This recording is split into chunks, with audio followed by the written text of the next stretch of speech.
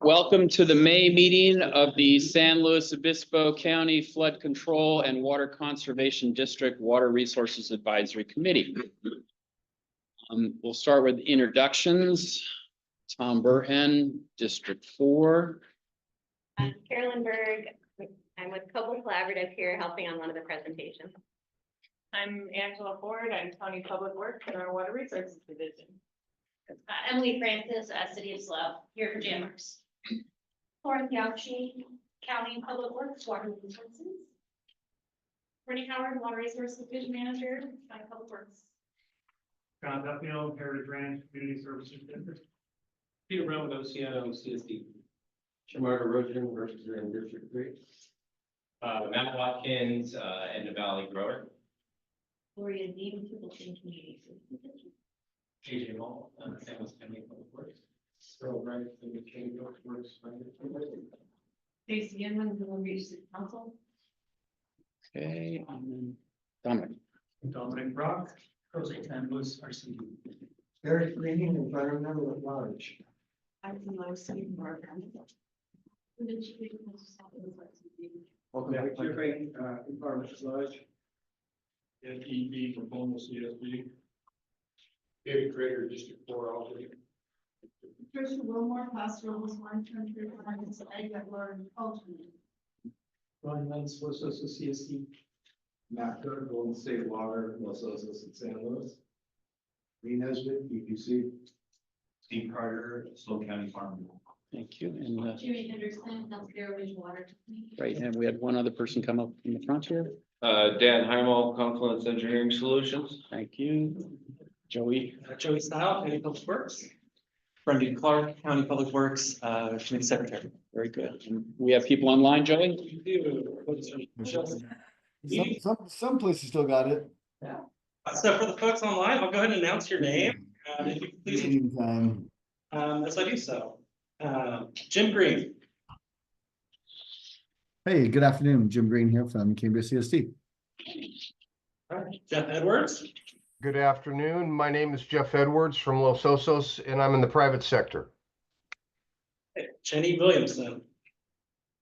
Jenny Williamson, County Public Works. Tim Kershaw. Tim Kershaw, Cleve Harris Geologists. Josh Porter.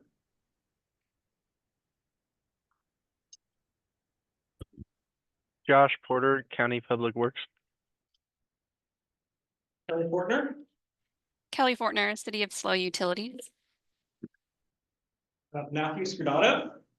Oh, hi. Yeah, Matthew Scudato, Santa Barbara County Water Agency. John Hollenbeck. John Hollaback of Hollenbeck and Soling up in Atascadero. I believe Lydia Holmes. Yeah, hi, Lydia Holmes, Corello Engineers, project manager on the Slough County desal project. All right, Mark Zimmer. Good afternoon, Mark Zimmer, General Manager for Golden State Water Company.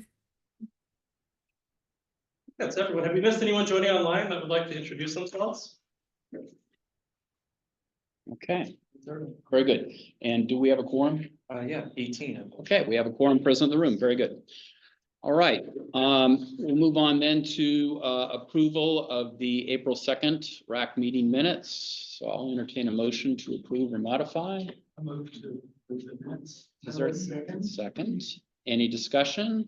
All in favor, say aye. Aye. Any opposed? Any abstentions? I'll say it. Oh, very good. All right. Was that an abstention? Yes. Okay. Okay. Just a second. Sure.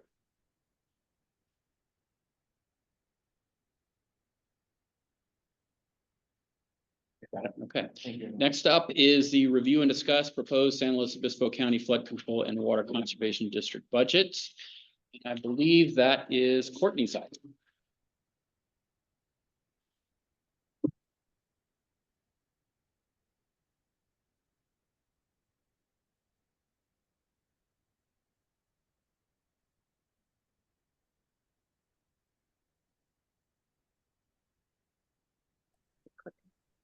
Yeah. Okay.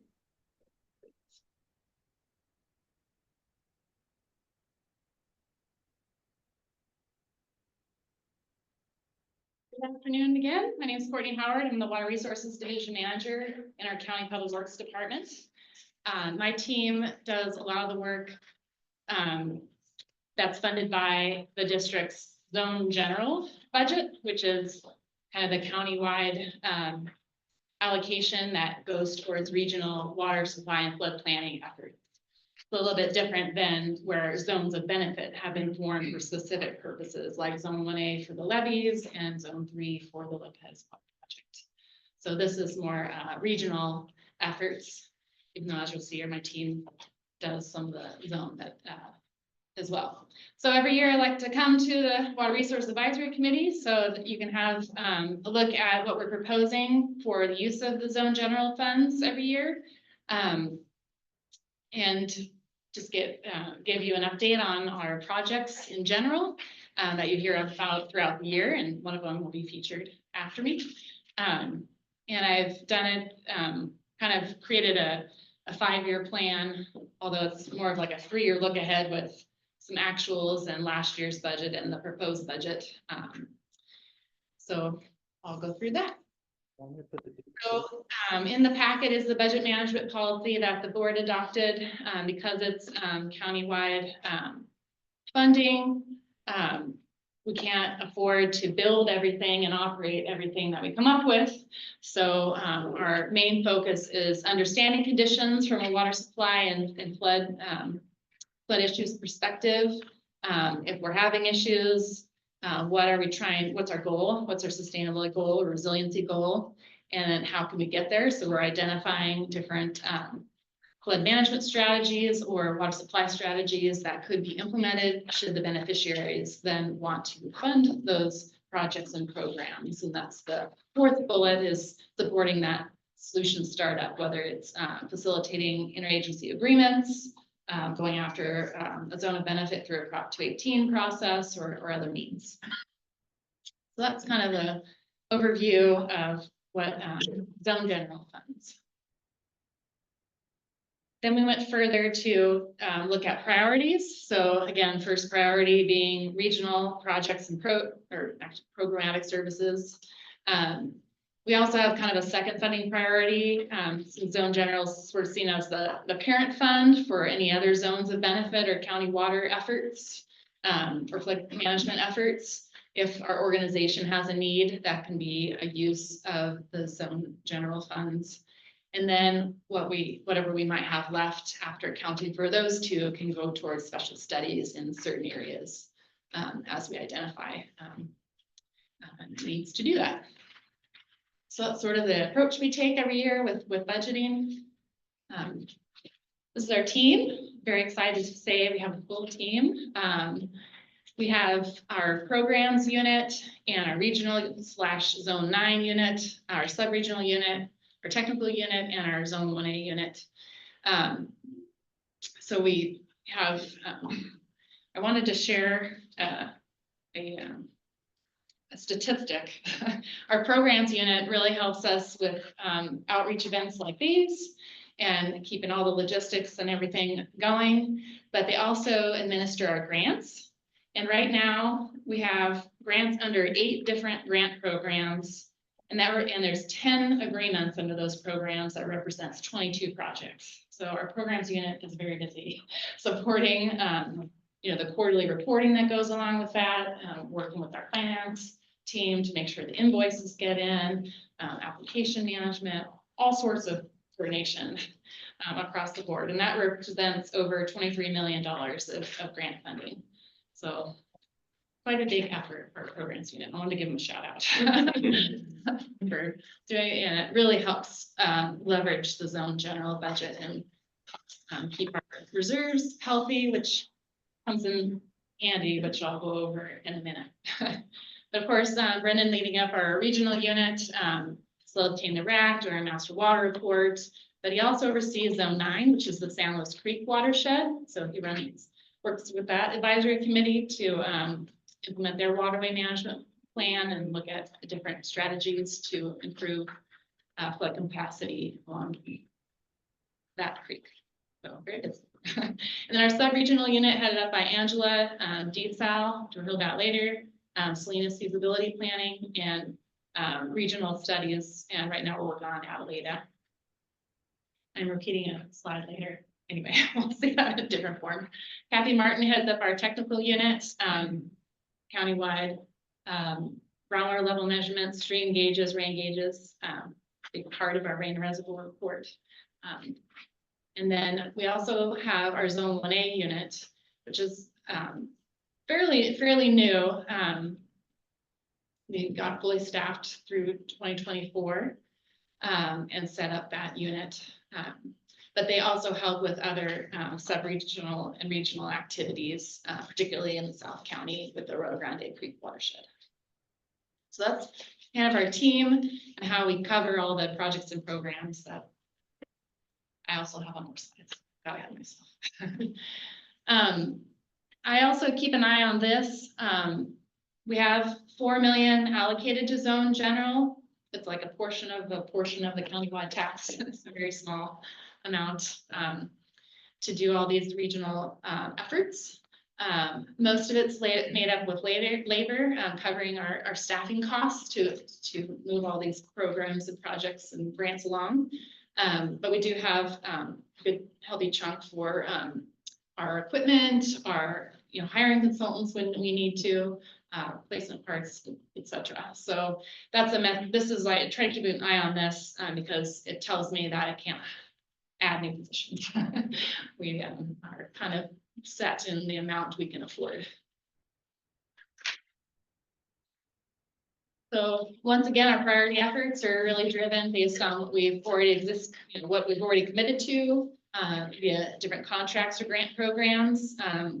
We act consistently with Board of Supervisor direction. We need to make sure we're complying with grants and helping to make sure that as a county and all of the entities that might benefit from grant programs remain eligible. For example, our integrated regional water management plan, we need to keep in compliance in order to be eligible for IRDM grants, just as an example. And then any other organizational needs, which I mentioned, if one of our zones needs some help, we want to make sure that we are solvent as an organization. So in that category of ongoing, we're continuing our hydrologic data collection program. We recently added some additional wells in the Carrizo Plains and Adeleda area. So that's helpful to work on filling gaps. And occasionally we get new coastal area, the coastal ordinance that requires we consider each new well to be a part of our level measurement program. And these are mainly volunteers. We have some new initiatives. We just got a grant. It's one of those ones on the list for a new stream gauge in Tar Spring Creek in the Rio Grande Creek watershed. So that'll help us with understanding conditions in that whole watershed. We're also wanting to kind of resurrect or get going on our flow program so we can develop rating curves. That way we can start to use the levels we're seeing in the streams to correlate to flows of quantities of water going through those creeks. So that's kind of an initiative that we want to start in the coming year. We also want to get back to developing a tool to show what level trends we're seeing in the unmanaged basins. We had, gone through a phase of prioritizing which basins to develop that metric for, and then Sigma hit. And now Sigma is taking care of some of those high medium priority basins. So now we want to look at the lower priority basins that we have data for to develop a reporting tool in a way that maintains confidentiality that the volunteers are expecting. It will be kind of aggregated. So those are some initiatives we're hoping to get to the coming year to just continue to improve our program. And then the other regional efforts that I mentioned, the master water report, we're continuing to make progress on that. Our integrated regional water management program with Prop 4, there might be future rounds for that, but also just managing our existing rounds of funding. Salinas Dam coming fiscal year, we'll probably get going with the allocation that we received from the state. So we got some funding for that. And then, of course, the DSAL project, which you've heard about recently and hear about again this afternoon. Again, yeah, monitoring Prop 4 for opportunities to supplement any of these initiatives. And then we've got our flood side of the house going on at the same time. We, unfortunately, the Building Resilient Infrastructure and Communities grant that we pretty much had a shoe in for about $1.2 million was canceled. So we are looking for other grant opportunities to basically update all of our drainage studies in a modern paradigm of nature-based solutions. So looking at, stormwater as a resource and looking countywide, where do we have the most issues and what kind of solutions could be implemented in those hotspots. So we're looking at other funding sources now to try to do that same scope of work over the coming years. And then we kind of just have our overall management of zone general category, where we have our budget planning and WRAC and responding to any requests for information. We provide some funding to the mobile irrigation lab for agricultural water use efficiency, as an example, conservation outreach campaigns as well. Sort of a catch-all, running around 10 to 12% of the budget. Organizational needs, our big need has been and continues to be the Zone 1A system, our Rio Grande Creek Channel levees. There may be some others as we finalize the budget. If anything changes, I can give you an update in June. But we also account for pass-through. So the IRBM program, we are the regional agency that facilitates. The state wants to work one-on-one with one entity. And so then we pass through that grant funding to the different project proponents in the county. So you'll see pass-through accounting in that second category of priority. And then the only sub-regional special study, unless I'm forgetting something, is the Adelaida study that's continuing in our partnership with USGS. So basically the prior phases of that work was collecting data, and now they're working on synthesizing all that data in order to produce a report in the coming years. I think it's, might be 2 years out or so, of characterizing that groundwater area and trying to quantify supply and demand in that fractured rock area, which will be informative because generally we've just looked at defined groundwater basins, for example, under Sigma Paso Basin as an example. So the budget itself, we provided some detailed documents. One came a little late, apologize for that. But we can walk through the matrix of, past costs, this current year's budget, what we're proposing for next fiscal year that starts July 1, and then just kind of some projections based on 3 or 5% per year for the coming years, to just kind of keep an eye on how things are trending. We also included a copy of the budget management policy that the board adopted, so you can kind of see what that looks like. And then just some more information on our work programs, which I verbalized today. So you can look through those and have those for reference. Just a couple of notes. Going back to supporting Zone 1A and the levee program. As you may or may not know, there was a lot of damage. We had to do a lot of repair work. FEMA is and Cal OES are reimbursement based. So because we've been so successful about getting grants, we had a healthy zone general reserves fund to help fund those projects. And so once we get reimbursement back from FEMA and Cal OES, which we're cautiously optimistic about because we've seen some other projects get reimbursed, then we'll be in a better place with our zone general reserves as that gets reimbursed. We took kind of a conservative approach. When we calculate labor, we kind of do it at the max pay step, even though people are kind of different steps. And then we do a 5% increase in expenses per year, but only at 3% in revenue. So we try to be kind of conservative in projecting out. But we'll continue to look for grants to supplement the zone general budget. We do have a set aside for emergencies of $3.1 million. And anything beyond that in terms of reserves or the savings account is what we kind of know we have on hand for one-time money or leveraging for cash flow. We cash flow for one effort, for example, and then we get reimbursed, we can cash flow for another effort as an example. Or if we're gonna partner with another agency as the county, as the district, you know, we could do a one-time match, but then that will start to drop down the savings account. So just something to keep an eye on. It's helpful for the overall management year to year, but it is one-time money. So it's not something to be relied upon perpetuity as an annual revenue source. But we try to keep it healthy. That is my overview of some general budget. Thank you, wonderful report. A month or two ago, we had a presentation about a consolidation initiative. And I'm wondering, to what extent we're expecting consolidation into the county or with the county, not to mention that there might be at least one CSC that would be developing, maybe San Miguel. Are we assuming that assets or / rate base or whatever would cover the cost of integrating them, or is that a likely source of future budget adjustments?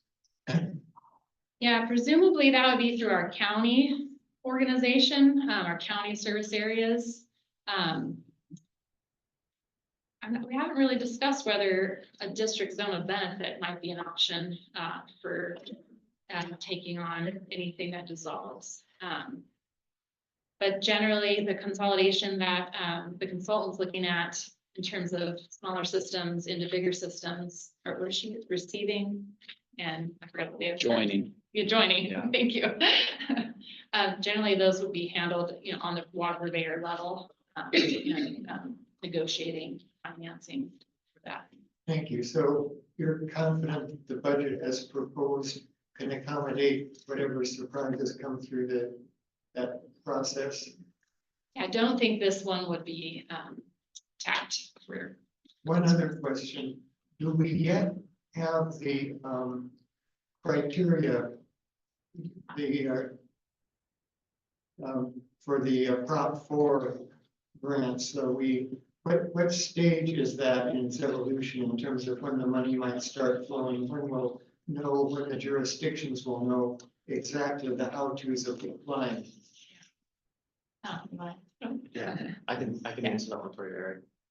It really depends on which state agency you're talking about. So for example, the Coastal Conservancy, my understanding is they've been able to take money from that was allocated in Prop 4 and fund existing programs and and can just keep going. The State Water Board is looking at potentially, you know, refreshing some of their requirements for planning documents like the Stormwater Resource Plan, and then be able to keep that program going. So there would be a lag there. And then there's departments like the Department of Water Resources that it needs additional language passed by the legislature in order to do anything with the money. At least that's what they've told us. So it's a wide range and varies by agency and by department. And so that's, you know, we're trying to kind of, you know, there's all sorts of email lists we're on to hear about opportunities. And one just, you know, yesterday I forwarded to our Bob Jones Trail team because I thought it could be an opportunity for them. So it's really, it varies widely depending on department and agency. Thank you for your attentive work to keep track of that. So your answer is some of it is already getting ripe and some of it, yeah. To be determined. Thank you. Yes. David, I think you had your hand up. David?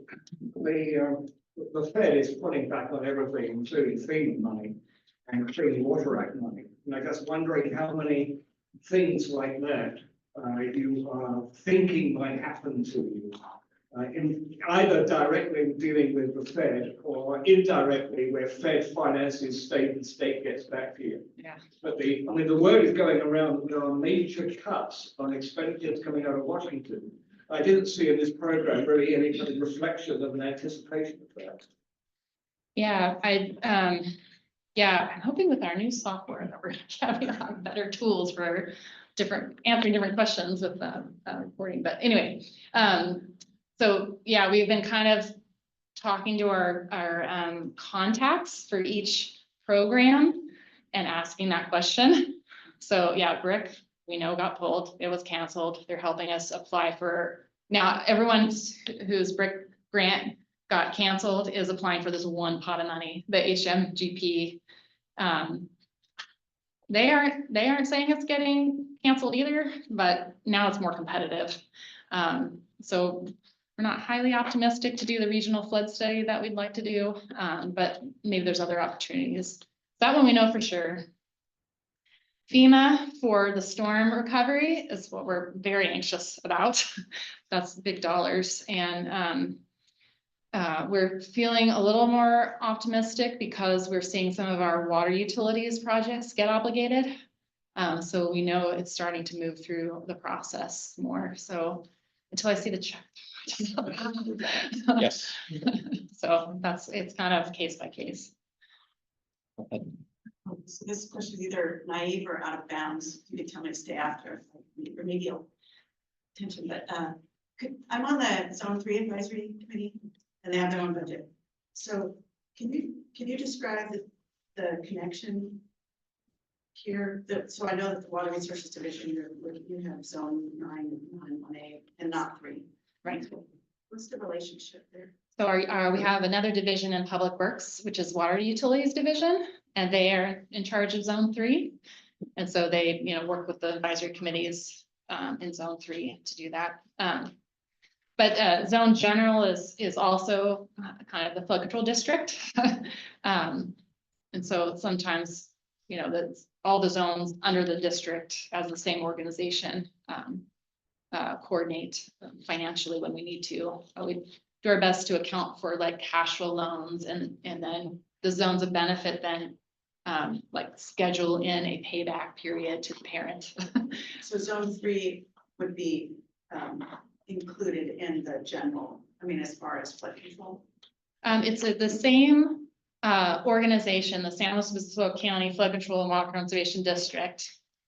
And that organization, same board, same staff, over the years has established certain zones of benefit with their own funding mechanisms for that specific benefit. In Zone 3's case is the water supply. Yeah, so the easiest way to think about it, the Zone 3 is all of the people who take Lopez water. So AG, Grover, Pismo, Oceano, Avalos. So we're all Zone 3, and it's almost entirely focused on and funded by the water conveyors who purchase it. Yeah. And Courtney, that was a good presentation. I have one question. On the notes, you alluded to an anticipated clean process. I was just wondering what rates might be analyzed and adjusted that you want to manage. For Zone 1A? Well, you didn't say what zone, but I can say there's a note this year. Zone general reserves on page 1 of your staff report. Yes, so that was alluding to the cash flow needs of the Zone 1A system. And we're going to be working with that advisory committee to look at their assessment, their rates, to see. We don't think that they've kept up with inflation and Property, Zone 118 property assessment. right. That will be adjusted due to. Right, so that's less reliant on the Thanks. Okay, other questions go ahead, yes.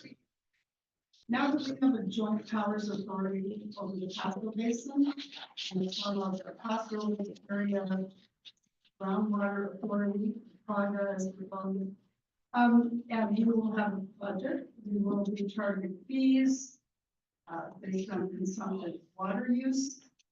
Does that management of that basin save the county money in any way? if the rate passes.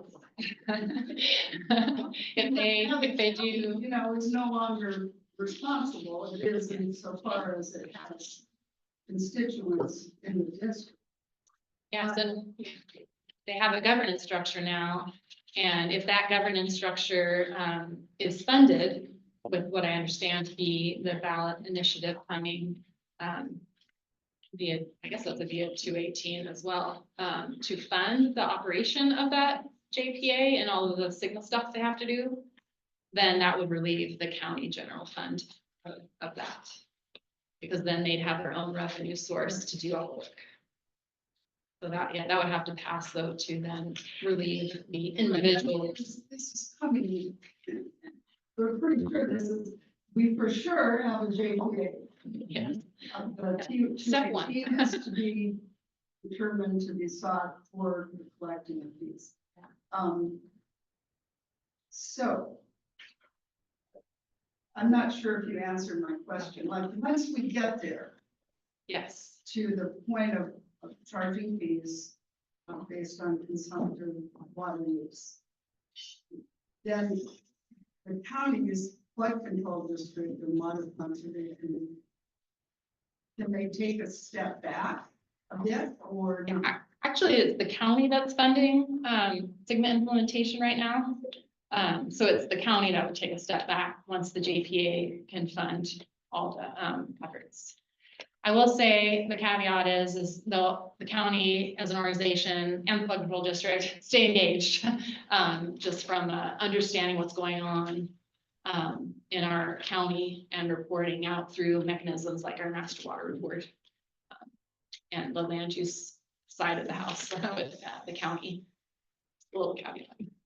But Sigma in general would be then not funded by the county. For that reason. Any other questions for Courtney? So if they created the JPA with the county permanent level. Yeah, I think the county still has its well permitting authority, but I think this is going back to my memory banks on Sigma. I think there's provisions that the GSAs could do that if the county agrees to help with like well spacing and different kinds of things like that. But I haven't heard about going that direction. No, I think the county is still doing that. Well,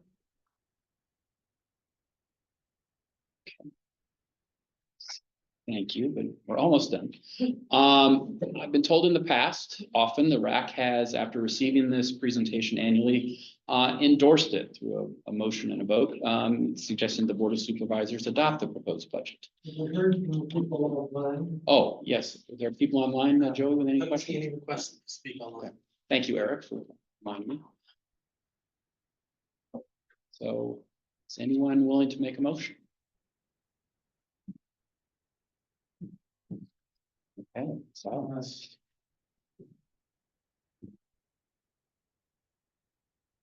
Well, I will. Doing as well as we can with the circumstances That we is true, have. yes. And my slight reluctance to make a motion has nothing to do with the good, sound work of the people in this division.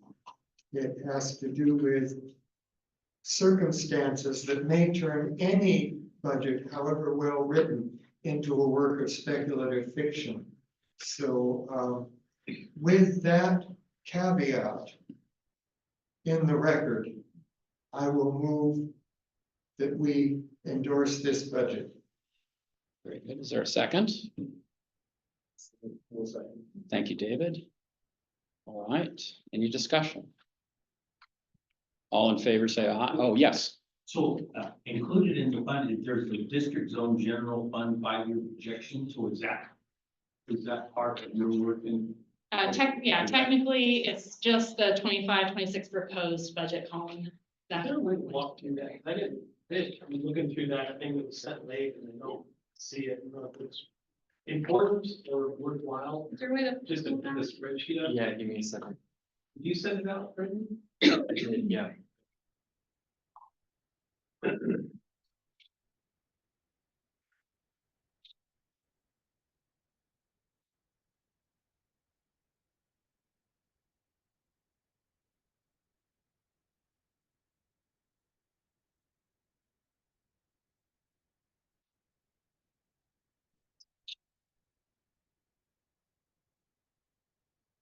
Okay, so this is the proposed budget that would go to the board at the budget hearings in June.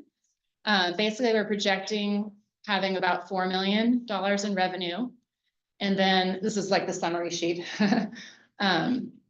And you can, and then this is kind of a summary of the next page. So I'm gonna just go to that again.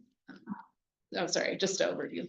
We're starting to try to, still working on building a better tool for financial communication, but we've added a column of actuals for the last year. We have a total of 23, 24.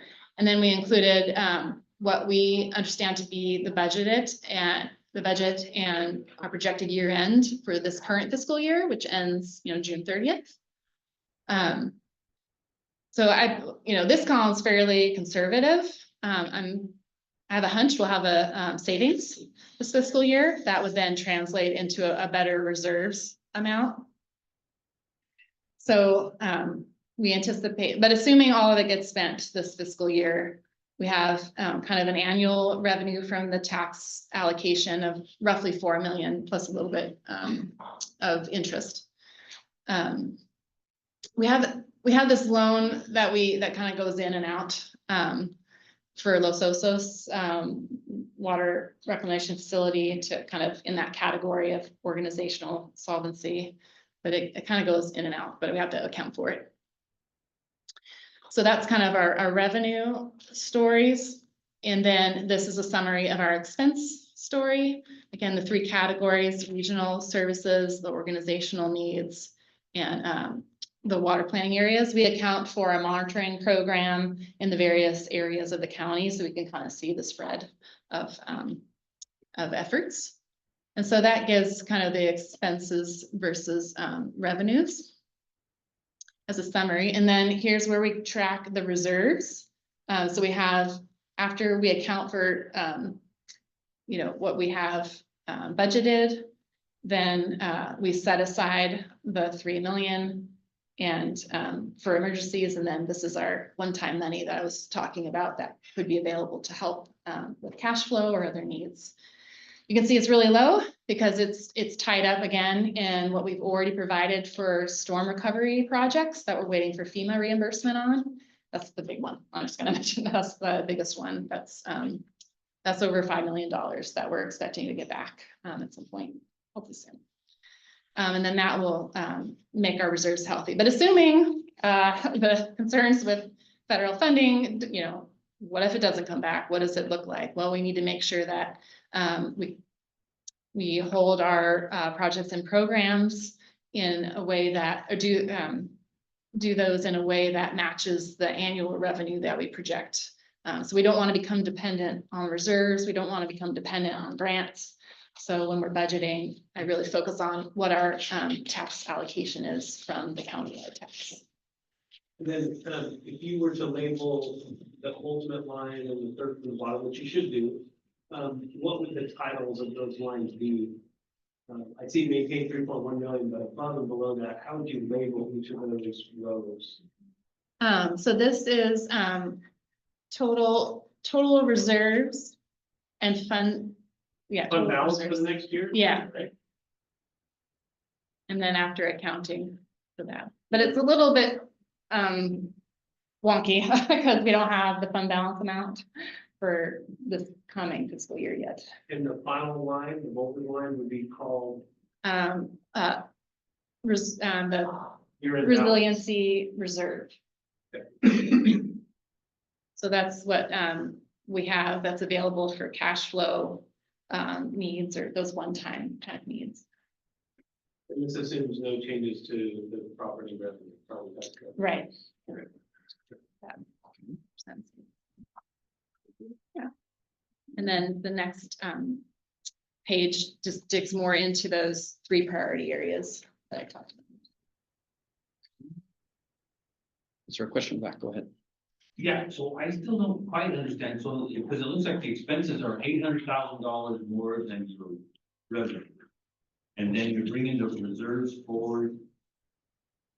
But you wanna withhold 3.1, but I still can't get that, I still can't figure that 167, where that number comes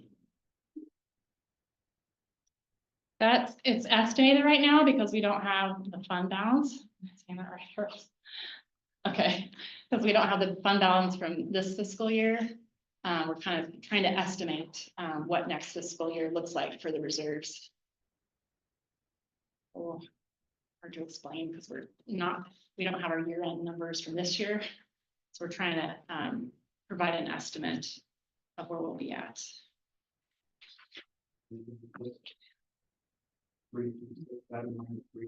Yeah. Right.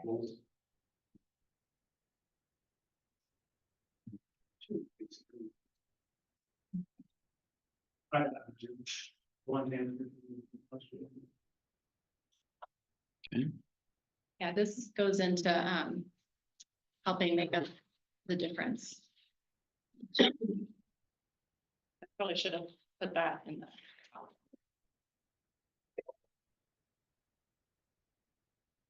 Right, any other questions, comments on that? We still have a motion pending. And a second? I'll second. Oh, no, we had a second We already already. had a We second. already had a second, Peter, thank you. Okay.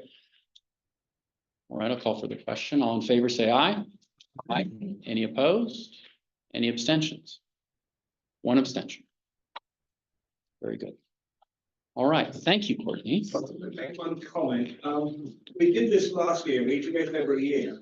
But we don't see a performance review of the last time we did it. That is, we gave out a budget. And it'd be very nice before we vote on the next one to see what worked and what didn't work, what surprises came in and that sort of thing. I find myself flying slightly blind because we did this last year and I have no idea how good it was. Yeah, I'm hoping to build a record of the actuals. We have 1 year now. But I'll always have a challenge with the current fiscal year because it's not done yet. To be able to say for sure how we did. So you could look at the 23-24 actuals to compare, whether we're running under budget. But we only have 1 year of actuals right now. So hopefully next year we'll see the final numbers for this current fiscal year and you can kind of start to see a trend. Thanks. Then we'll have a new ERP system and all sorts of fancy stuff. Okay, thank Thank you, you for Courtney. your time. Thank you very much. All right, the next item then is desal, so we'll turn it over to our desal team.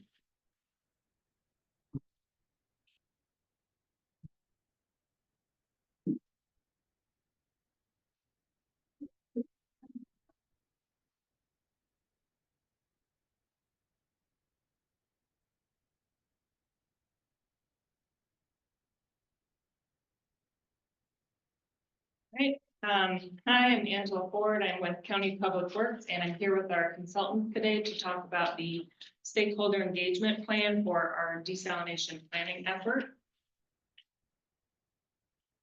First, I'll do some quick introductions. I am the district's project manager for the study, and we have contracted with Corollo Engineers and their team of consultants to develop this study. With us on the phone, we have Corollo's project manager, Lydia Holmes, and then here in person, we have the technical lead, Confluence Engineering, Stan Heimel. We have the stakeholder engagement plan lead, Coble Collaboratives, Carolyn Berg. And she'll be co-presenting with me today. Here's a quick rundown of what this presentation is going to look like. We'll do a really quick overview of the project purpose, and then the bulk of the item is going to be the stakeholder engagement plan overview that Carolyn's going to be presenting. We'll talk about next steps, and then we'll do Q&A at the end.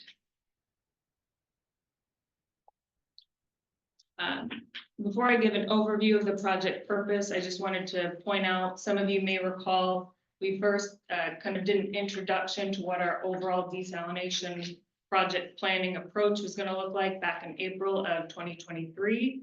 And then more recently, this past February, our team gave a presentation to give an update on the project. So if you want a refresher, or if you didn't have a chance to see those and you want to know a little bit more about the details of the overall planning effort, I would recommend checking out those presentations. They're recorded on the WRAC website.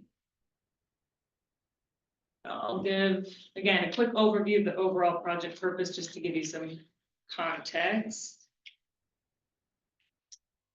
This current effort is part of a longer horizon, multi-phase project to consider desalination alternatives for SLO County. From 2022 to 2024, we worked with other local agencies to establish participation, to initiate stakeholder outreach and to develop a planning scope. So local agencies interested in being considered as part of this desalination planning effort adopted resolutions expressing that, and so they've become the 16 desal plan partners that we have today.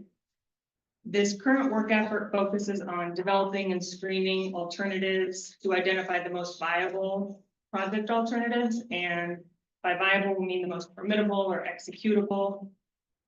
And the culmination is going to be a feasibility study that we anticipate completing by late 2026. That feasibility study is going to follow the USBR feasibility study requirements or their formatting, and that's partially because these 2 years of planning work are funded with contributions from the USBR Water Smart grant, and so matching their format for a feasibility study will, one, make us compliant with the grant requirements, but then it also helps keep us positioned for potential future funding opportunities under that same Water Smart program. Right here, just a list of the scope highlights. Again, the first thing is a feasibility study. That is going to entail defining the project need, identifying different siting considerations, opportunities, constraints, evaluating intake and discharge technologies, treatment processes, conveyance options, etc. And it's likely that these first 2 years of planning will culminate in like a short list of the most viable project alternatives that then could be considered by interested partner agencies if they want to carry it forward. So a part of the scope for this effort is kind of developing the next steps to keep the momentum going. And then the last item there is the stakeholder engagement. This is a critical part of evaluating the alternatives. We need to look at the trade-offs, local concerns, and just generally enhancing interested stakeholders' understanding of what the options are. So that's the focus of the presentation, and I'll hand it over to Carolyn to keep going. Thank you, and thanks it's good to see so many familiar faces. So for this final phase of the scope and what we'll hone in on today is really stakeholder engagement. We launched that off with our project team, the district, and the 16 desal plan partners all coming together and talking through the scope at a high level. Following on with that, one of our sub-consultants, Kath and Associates, then conducted a series of key opinion leader interviews. This was a chance just to do some early work, digging into understanding what's the community's conversations like around water resources, what are people thinking when it comes to desalination, understanding trusted sources of information, and that sort of thing. And we did those 2 steps early to then help us shape the stakeholder engagement plan that's now posted on the district's website. And so now I'm going to dig in a bit further on that. Oh, before I leave this, the key opinion leaders. So I did want to just mention in terms of the types of entities we engage there, we explored talking with a number of environmental NGO representatives, Native American tribal representatives, government officials, water purveyors, economic development, PG&E. So kind of getting a wide array of different perspectives when it comes to this topic, just to inform early thinking on it. Let's go ahead and dive into the actual stakeholder engagement plan in case you haven't had a chance to read it yet. So the overarching purpose of the stakeholder engagement plan is that top box, guiding meaningful, strategic, and transparent engagement. This is such an early step, but we do want to be really meaningful and thoughtful about how we pull people into the conversation. And under that, there's 3 different sub-goals. The first one is to work collaboratively to identify, evaluate, and refine the feasible alternatives for ocean desal throughout the whole San Luis Obispo County region. And then the second goal is our team looking for opportunities where we can gather community perspectives and agency expertise and provide an opportunity to start understanding the regional needs and considerations when we're looking at each of those alternatives and understanding viability. And then finally, any large project like this, even at the early stages, we always want to focus on collaboration and continuing to build and maintain partnerships for the future successes, not just this study, but beyond that as well. So next we think about how are we talking about this project? So based on some of the early feedback with the district and the plan partners and our key opinion leader interviews, along with all the expertise on that large team you just saw that Angela showed the org chart for, we thought about, what's important to convey as you're talking about projects like desalination and letting our team start to think about what are those core themes for messaging and communication. So I'll walk through these 4 messages, but the intent here is these aren't a series of talking points. It's really about helping our team then think about how are we going to create the informational documents, the presentations, and different materials that are then taken out to the community and stakeholders like yourselves. So starting at the top, we're really looking at valuing every job. So recognizing that water is needed for resilient communities, thriving ecosystems, thriving businesses and the like. We want to make sure that together we're honoring the vital role of every drop of water, regardless of source. The next is really looking at a lot of the work that all of you have been involved in. There is a historic legacy across the region of being thoughtful and planning and producing the water projects needed to create resilience in the communities that we now depend on and take not for granted, but we just assume that they're there for us. And so we want to make sure that that legacy really fuels the current generations thinking about sustainable tomorrow. And then we're really lucky as a coastal region that with the support of the USBR Water Smart Grant, we have the opportunity to look at if ocean desalination is a source that makes sense for the region. And so the future begins here. And finally, through this study itself, we'll come out of this study having a better understanding of viable ocean desalination alternatives. And while there will be final decisions at the end of this, there'll be really robust insights and findings that can help inform the community conversations moving forward. So community conversations help shape the future. So it's really just how we want to frame thinking about this project in the context of overall water resources.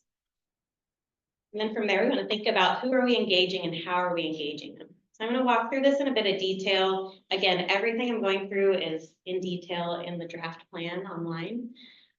Let's start at the center. So the desal plan partners and the countywide water action team are going to be our central place of engaging with the desal plan partners, as well as other water purveyors in the region, getting their insights and informing them about the study. And we're using the existing CWAT meetings basically to conduct those input sessions. And then occasionally there'll be one-on-one meetings with the partner if we need to dig in a bit to more detail on a particular aspect of the study or a need. And then finally, the third bullet is a project toolkit. So as you can imagine, a study of this nature with so many agencies involved, our team in the district can't be everywhere at once. So we wanted to create a toolkit that would allow then any of the plan partners who would like to brief their elected officials or talk to their community about this. This is a tool that then allows people to have consistent conversations with a little briefing packet, presentation, talking points, and a fact sheet.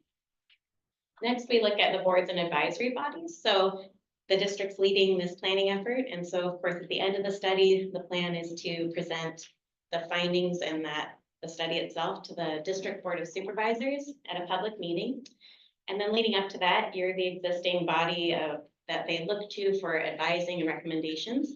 So starting today and then throughout the life of the study, we'll be coming to the WRAC meeting to provide opportunities to give you updates on the progress of the study, but also to gather input. You all have such unique insights that you can provide that we want to really make sure there's time here to dig into that a bit. And then, as you might imagine, with this study looking at viability, the next really important group of stakeholders are regulatory and permitting agencies. And the intent here is to have the project team conducting small group meetings with some of the maybe most critical regulatory agencies. So you could think like State Water Board, Coastal Commission, Lands Commission, and others. So the team's still looking at who's maybe most important to target in those early conversations. The idea here is to talk through alternative approaches with them and Also see if there's any limitations or opportunities that they can see for our region as they're looking at this study. Then the special interest groups, this really came out of the key opinion leader interviews. Just as CATS was engaging with people, realized there might be a little more depth needed with some of the environmental NGOs or Native American tribes and others to better understand, are there areas of fatal flaws or areas of opportunity or considerations that our team might not be seeing. So those would be handled through little small group discussions as well. And then finally, the outer ring is interested community members. So likely everyone in this room, but also throughout the whole region itself, anyone who's interested in being informed on the study or providing input throughout it, this would be that larger broad swath of input. So this will be conducted through community engagement sessions, 2 of those at different milestones of the project. And then web-based surveys, so those would just be little short surveys where we can gather some thinking on water resources in general and desalination as we move along with the study. And then finally, the district will also send out informational emails at key milestones and update the website so that there is current information up at different milestones as well. And the final note I'll get to at the end, but there's also a public comment form so that people can provide ideas or comments throughout the life of the study. And this one, you don't need to take in the details. Again, it's in the plan, but my main point here is, as I stated, this is such a collaborative effort. We just wanted to make sure that you're all aware as we go through the different engagement opportunities. Our project team and the district will lead many of those, but there's a lot of different faces on the team and also a lot of plan partners who might also support engagement. So just want to make you aware, you may see many faces as we move forward with the life of the project. And now we'll talk schedule. So I'm going to start with the big picture schedule, and then I'll tell you the very near term what you should pay attention to soonest. So on the top half of the graphic, you'll see our engagement milestones, and on the bottom half, that's the actual study timeline. And we call this an adaptive schedule because, as I mentioned, we are intending to have meaningful engagement throughout the life of the project. And we do that by making sure we're not just following a rigid schedule, but rather making sure that we're checking in that our engagement happens after there's something important to talk about with the study. So we're really making sure the study milestones line up to the right engagement opportunities. So just a quick flyover, when you look at this in the plan, you'll see we have 4 planned interactions with the CWA or desal plan partners during like the meatiest part of the study development. And that'll help with project need development and looking at different alternatives. We're also looking at today's WRAC meeting, but also 3 more opportunities to come back to the group, potentially late in the screening of the possible sites being considered, and later on in the evaluation of those sites. And then once more before, once the draft study is available and before we go to the board. Very open to feedback today too, as we're talking through this. And then the final rung I wanted to point out here, we have the community engagement sessions, and we'll do some of those concurrent with the survey. And then sometimes we'll decouple that and have surveys on their own. But the idea here, early on, we do a session once the potential sites are identified, and that'll give us a chance to provide some context for people and then ask some questions to understand, you know, what are people thinking about desal, what criteria might matter to them most when we're doing screening analysis of those different sites. And then later on, we'd come back somewhere mid-evaluation process just to be able to get insights before the whole process is finalized. And finally, these are the near-term next steps that I want to make sure you're aware of. If you haven't yet, would love if you go to the website shown there, the district's desal webpage, and review the draft stakeholder engagement plan. We're open for comments until May 23rd in a couple weeks. And you can use the district's public comment form to send any of your thoughts our way or ask questions. And then the next big effort for engagement will be probably late August, early September. We're still working on timing. There's 2 things we want to make sure you're aware of. One is make sure you attend the virtual community engagement session. And because you all know so many people, make sure to invite all your networks and let people know it's happening. And secondly, fill out the web-based survey when that comes your way in a few months. and make sure to distribute that to your network. Our hope is that we can partner with you in a way in terms of spreading the word and getting more people involved if they'd like to be at this early stage. And the final point here, this is super important. We don't want to pepper you with emails and so many different avenues of your world. So please join the DSAL plan email list. That's where the district plans to send out updates on the sessions and the surveys. So if you haven't joined that yet, please go ahead and do so. And like I mentioned, the public comment forums, you're welcome to give us comments on the specific draft available, but also if you have thoughts or ideas throughout the life of the study, would love to hear from you. And that's where you can also access all the draft plans. So with that, yep, that's last one. Thanks for your time, and Angela, Dan, and I, and Lydia on the phone are all available for questions and more. Yeah, here, oh, I should let you do that. Oh, yes. Eric? Thank you. Sorry. Thank you. A very encouraging presentation. One interest group that can be have a very basically a survival level interest is usually, in addition to the project site, whoever is going to be receiving it, there will be conveyance facilities which will be crossing a lot of properties.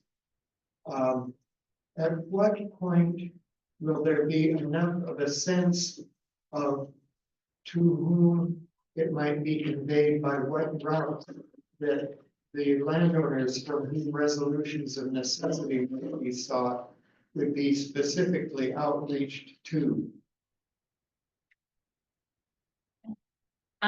So this first part of the effort that we, again, it's going to take about 2 years, and it's under the scope that we have for the grant with the Bureau of Reclamation.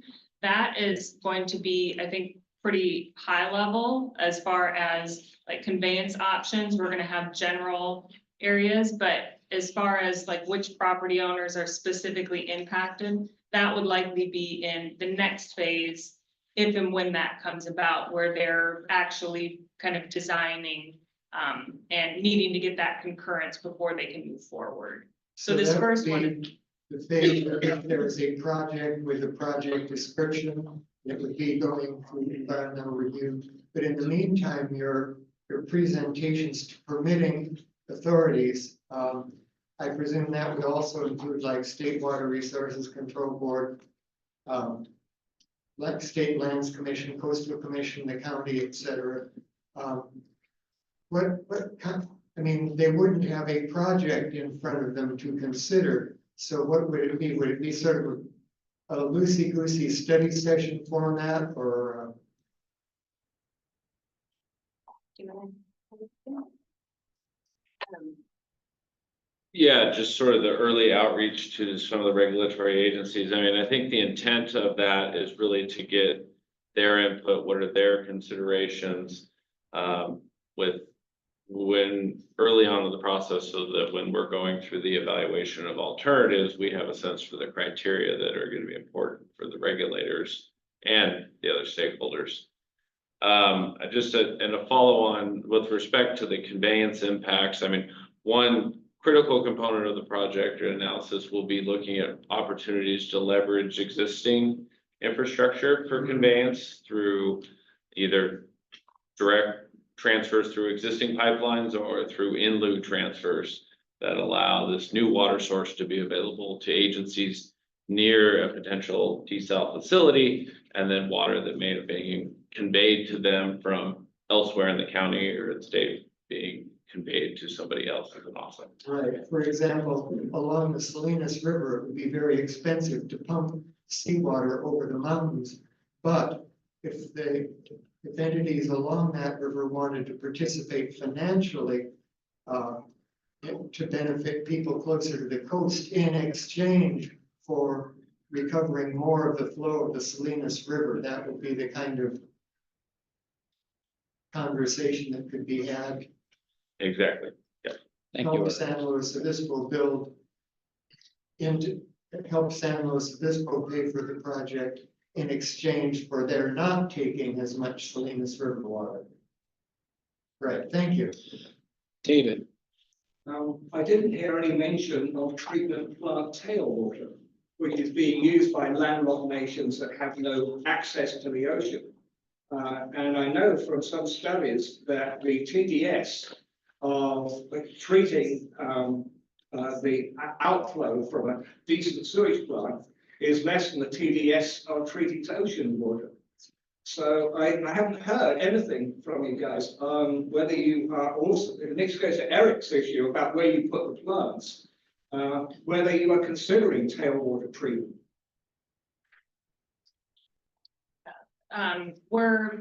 This planning effort is focused on ocean desalination. However, if you're talking about like direct potable reuse, that's going to be something that we will need to be considering when it comes to justifying need, because part of the state's requirements are in their streamlined guidance, the only guidance that they're providing is we need to be able to justify that there's a need for desal, that we've optimized our other available sources. So to what extent we've optimized direct potable reuse is gonna factor in there. It won't be one of the concept alternatives. The reason, another issue that Eric brought up was conveyance of water, whatever you're treating out with. There's another part of that is the electricity in. That is, these things are incredibly power hungry. And I know that the idea originally for getting rid of Diablo was to use its energy there on the site for statewide, for county-wide desal. And I'm sure you're thinking about that, but I just want to add to Eric's issue of getting the water out across property. You're going to get power in, and that means power loss. From somewhere. Thank you. Somewhere, yeah. Thank you, David. Did you have a question? I just had an observation. I like only a planner could love this. This diagram on your website that kind of shows the whole schedule of the 5 phases. This is phase 2. See, you're developing a feasibility study. So then after that, you get into more project development specifics, right? So everybody likes to talk specifics, but we're still in the phase 2, which is the biggest. Looks like it's a 5-year. This is actually the first part of phase 2. That's where early in phase. We had, if phase 2 is the planning effort to identify all the different project concept alternatives, develop ranking criteria, apply those, and come up with an ultimate project.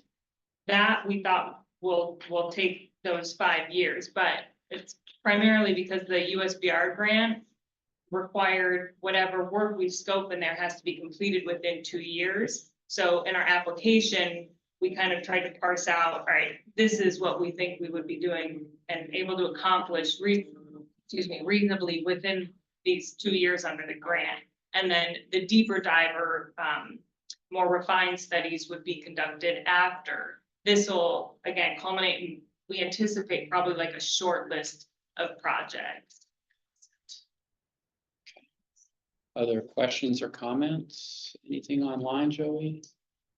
I just had one comment. I think there was a story in the LA Times in March about an outfit. I think they're in Ventura called Deep Well. And they've developed a fairly new technology. They take a cylinder about the size of a school bus. It's a reverse osmosis system.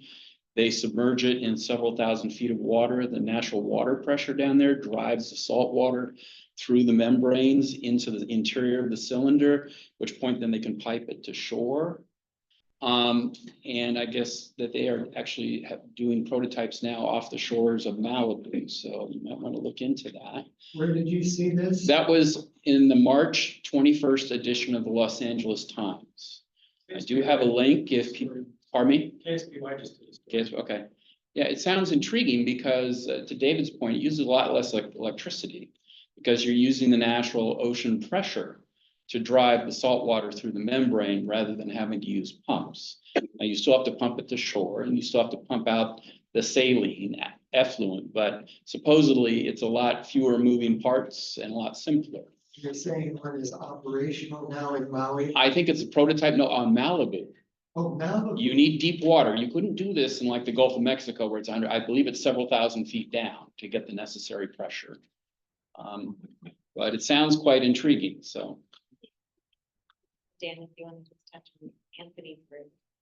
Yeah, so as part of the technical analysis, one of the things we'll be looking at is some of these newer alternative technologies as a way to limit some of the impacts associated with ocean desalination. And so Anthony Simo on the Gorilla team is, I think, going to be doing sort of one-on-ones with a variety of these vendors, and I will check to make sure that the Ocean Well or Deep Well. Deep well. Deep Well Yeah. is on the list.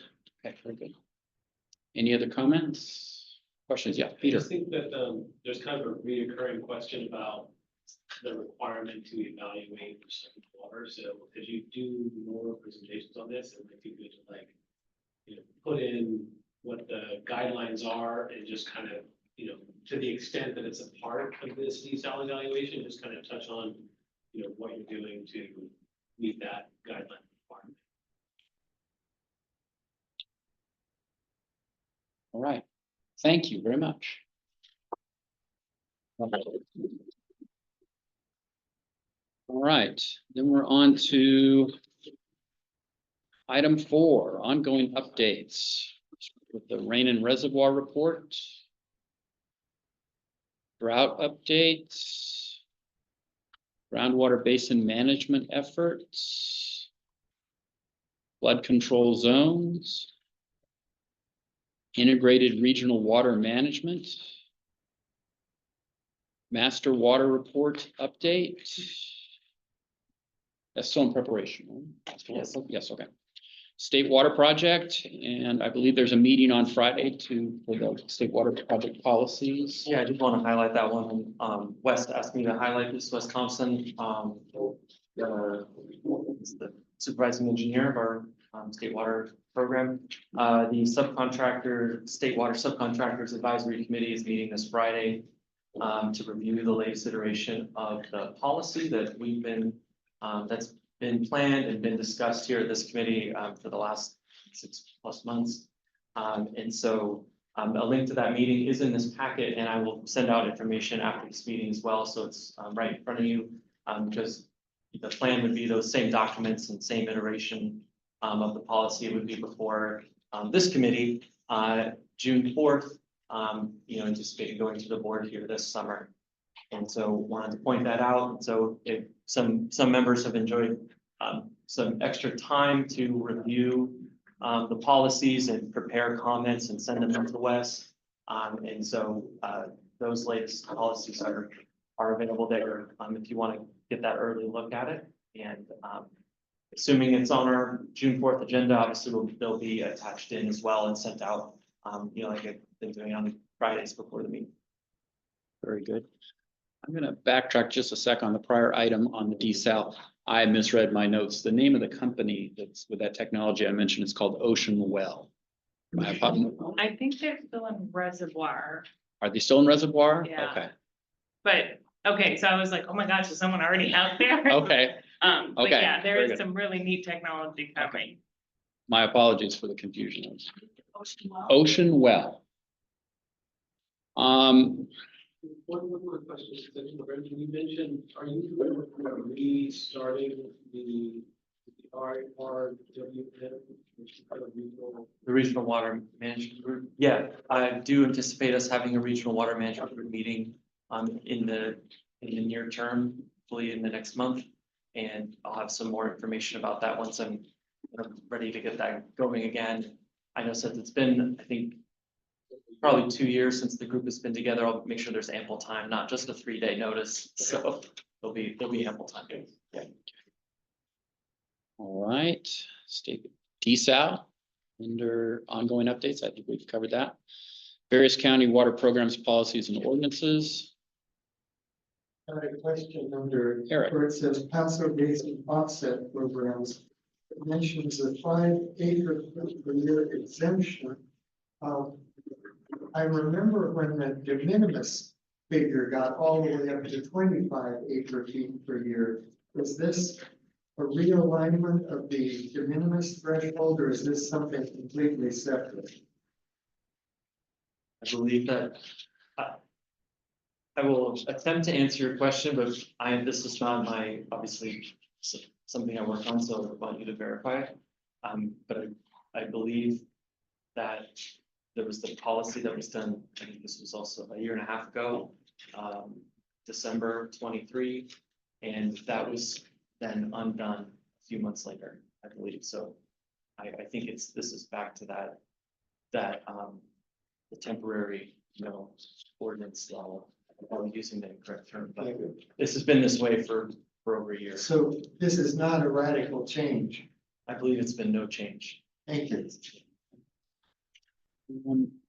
And then item 4J, open reporting on water conservation, and I think Brendan, you had an item. Well, you asked me to look into it. Yes, I did. I asked you to follow up. Thank you. Tom asked me, it was Monday for just an update regarding the oil notice and the Lopez water system. And I want to share, our director, John Diodati, shared an update to the board yesterday. And I'm basically just going to share that exact thing. And this is the latest info we have. As I'm sure you may have heard, there was a boil water notice for the entire Zone 3 water system, and this was a very rare and unusual event, first time in the 50+ year operation of the system.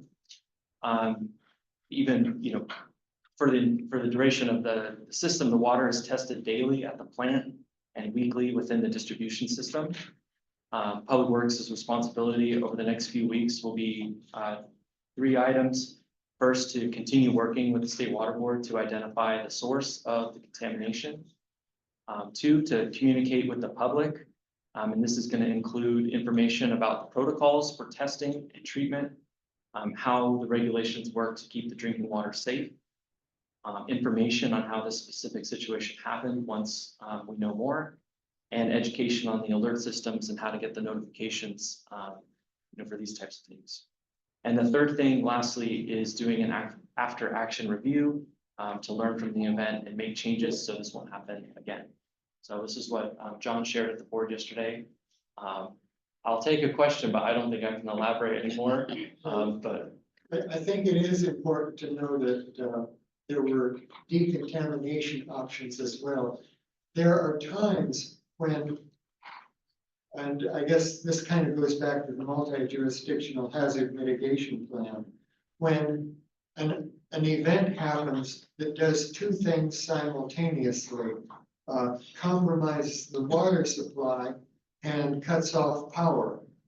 And a lot of people who do not have gas burners or some other source of power for boiling water then are pretty much stuck unless they have some potable water stored somewhere.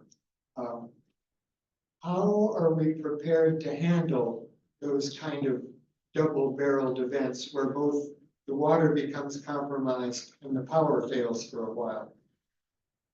More and more homes are all electric. yeah, that's a good question. I don't know if that's, Courtney, if that's something we could see if it's in our hazard mitigation plan or not. I don't know, but. I think it's a good comment to submit to Yeah. the county that's in the process of developing hazard mitigation plans. And then we look at a lot of those things relatively independently, but we all learned last week that things could happen. Luckily it wasn't, and then like a power safety shutdown at the same time. But yeah, I think that's a great comment there to submit to the county. Thank you. I think there was also some guidance about, like, putting specifying a certain amount of bleach that you can put in the water and then leave it out for a certain amount of time. I remember there was that guidance. And it's important to know there are alternatives if you happen to have bleach in your home and don't depend on the laundromat or whatever. Yeah. And this may be a little in the weeds, but the positive test that required the tier 1 notice was actually outside the distribution, the actual municipal distribution system, right? So it was in the Lopez line. But for the cities and the communities that rely on Lopez water, no one has been positive within the distribution system. So turns out that in this particular case, your water was still fine.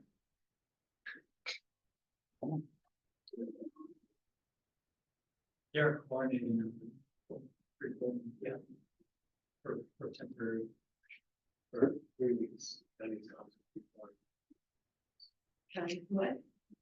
The county's gone to free chlorine from May 7th to May 28th to kind of increase the treatment of the water, and if there is any residual call along the line, won't last. Okay, Thanks, Pete. I think that's it for ongoing updates. Anybody want to add any future agenda items that we don't have already listed? I just want to know, we have a full, I think, June 4th meeting, so, Okay. the Central Coast Water Board, the Regional Water Quality Control Board is still planning on attending. Their board chair and, executive officer, I believe is the title. And, already mentioned state water, so, it should be a full meeting. Be a fun time. Do we anticipate needing any meetings in the summer? Normally, we take a break from June to September unless something comes up. Are we, at this point, anticipating, in other words, if it's a good idea to come on June 4th with our calendars prepared to try to find a date in between June and September, should we anticipate needing to have that conversation? I guess I don't know right now. Yeah. Last year was our first summer special meeting since I've been secretary, so, they're fairly rare. Yeah, we're not seeing anything yet, Eric. Let's put it Good, that way. thank you. We'll update you in June, but, I'll try to I give don't you more think than 3 days notice though. Yeah. right. Then, public comment for items not on the agenda. See anything? Anybody online there, Joey? Okay. If not, then we'll adjourn the meeting. We'll see everybody in June. Enjoy the rest of your spring day.